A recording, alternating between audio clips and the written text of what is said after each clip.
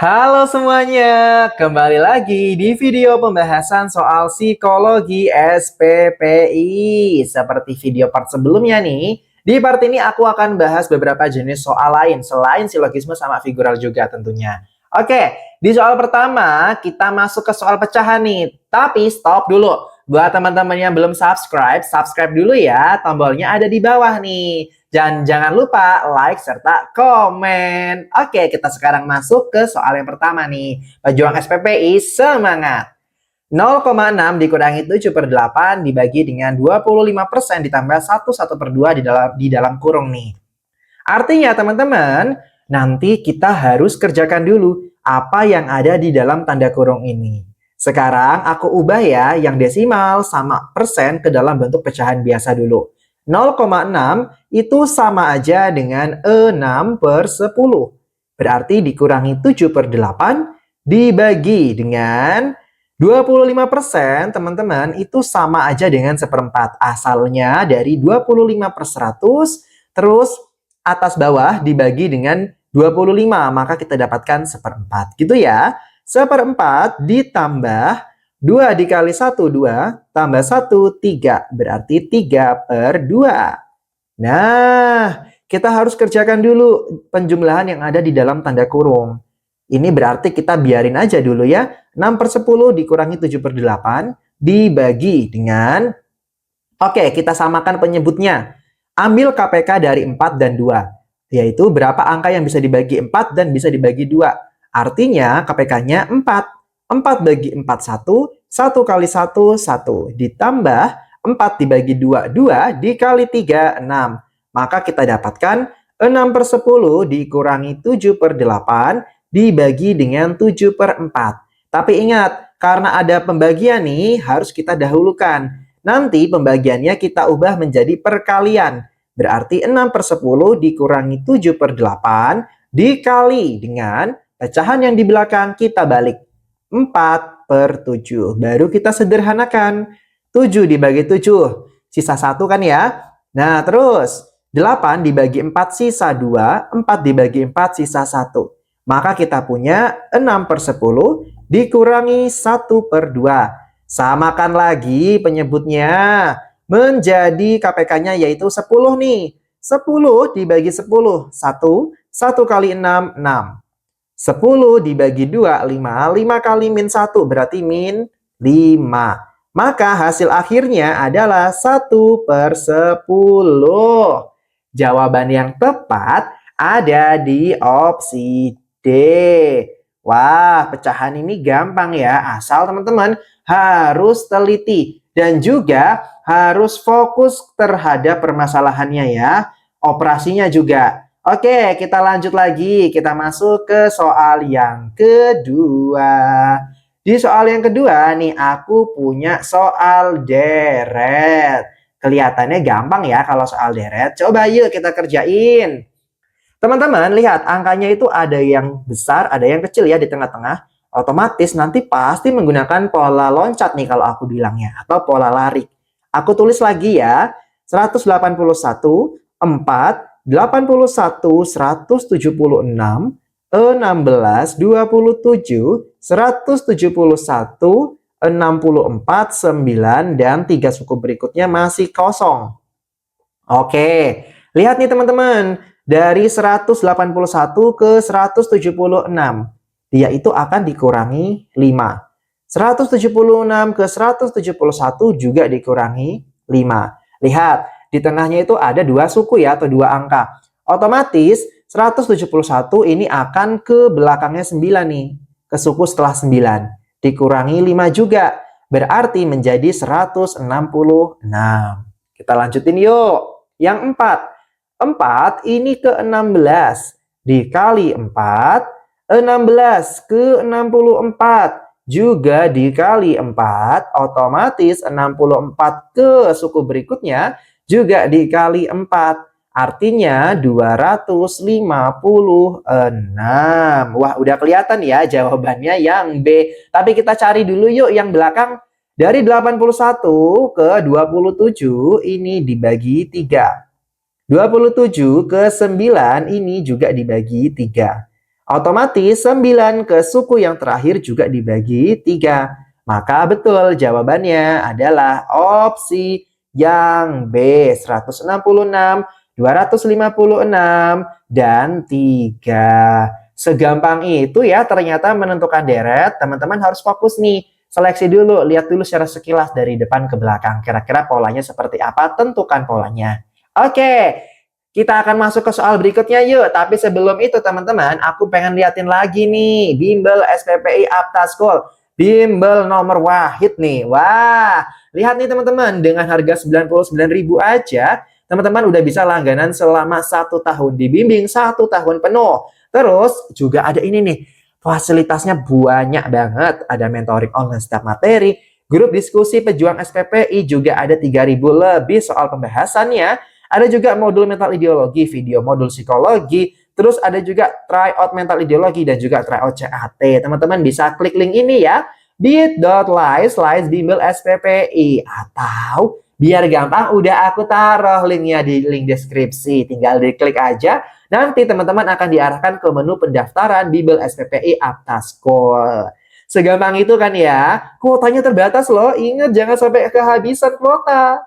Oke, kita lanjut lagi yuk ke soal berikutnya. Di soal berikutnya, aku punya soal silogisme.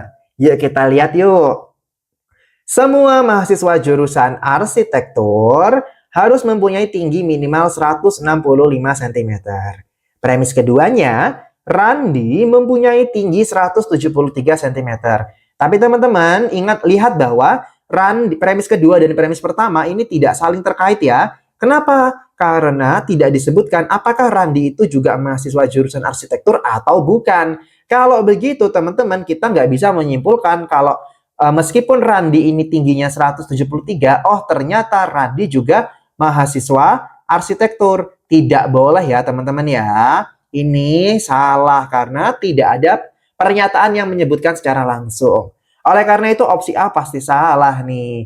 Karena Randi itu dia belum tentu mahasiswa jurusan arsitektur, jawaban yang paling tepat jatuh pada opsi E. Gitu ya teman-teman ya. Karena tadi Randi itu belum tentu mahasiswa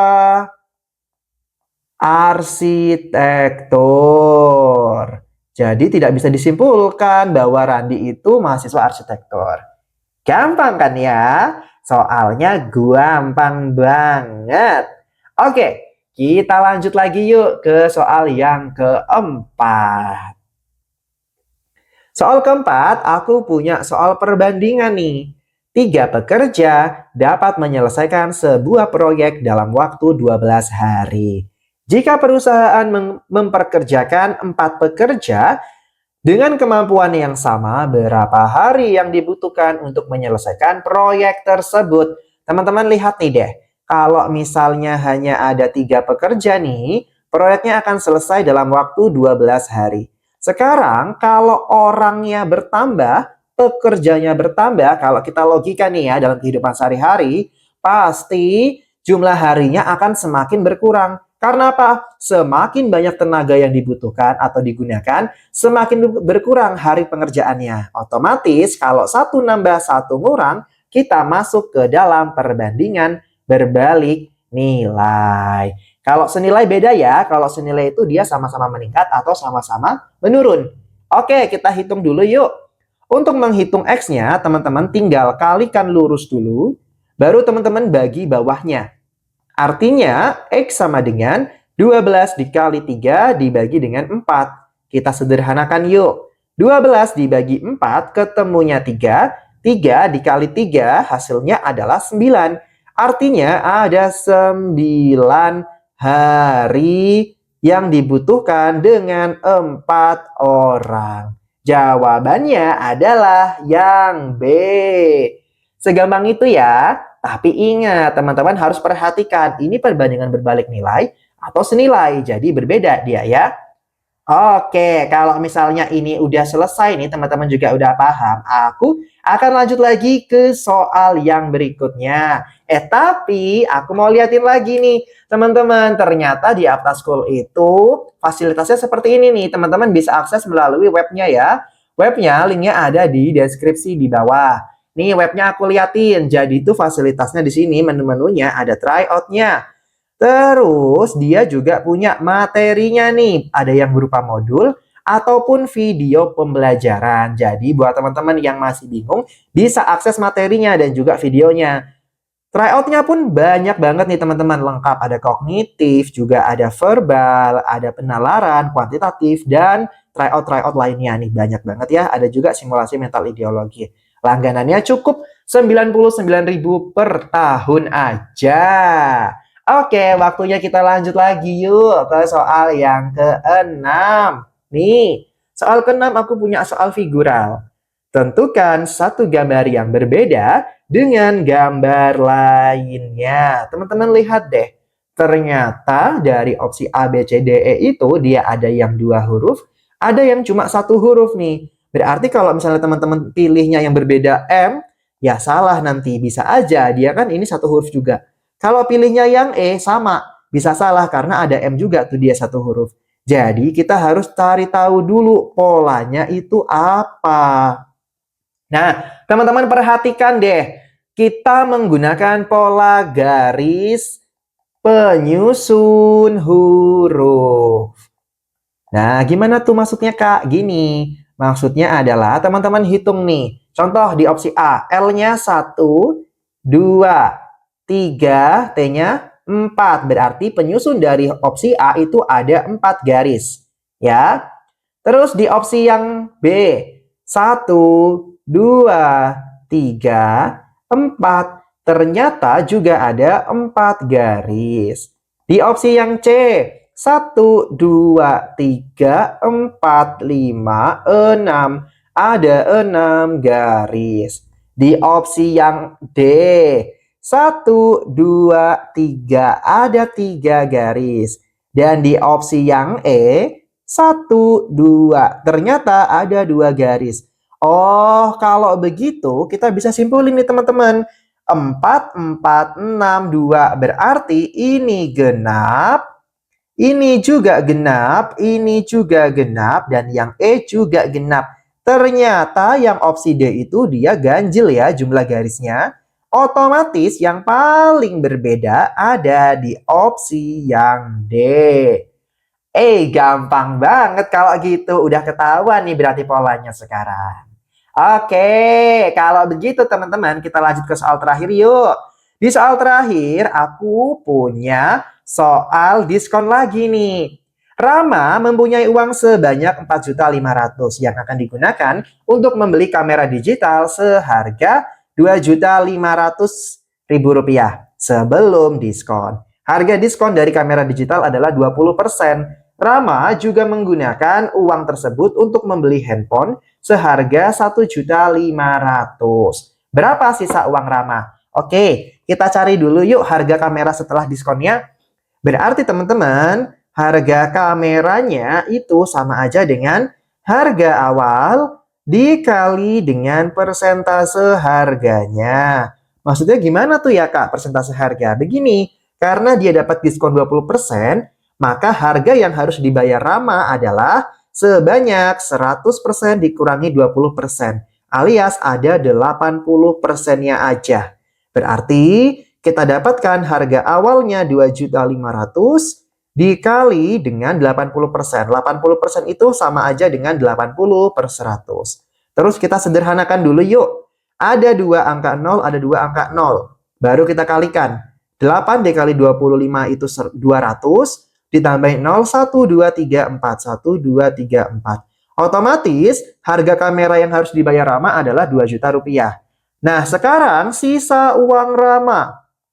Sisanya adalah dari jumlah awal 4.500.000 dikurangi dengan harga kamera 2 juta, dikurangi lagi dengan harga handphone 1.500.000. Otomatis sisa uang Rama sekarang adalah 1 juta rupiah. Jawaban yang tepat ada pada opsi yang C. Wah, ternyata gitu doang ya Kak ya ngerjainnya. Iya, enak banget kan ya, gampang pol. Kalau begitu teman-teman, kita udahin dulu ya. Kita lanjut lagi ke part berikutnya. Sampai jumpa, selamat belajar.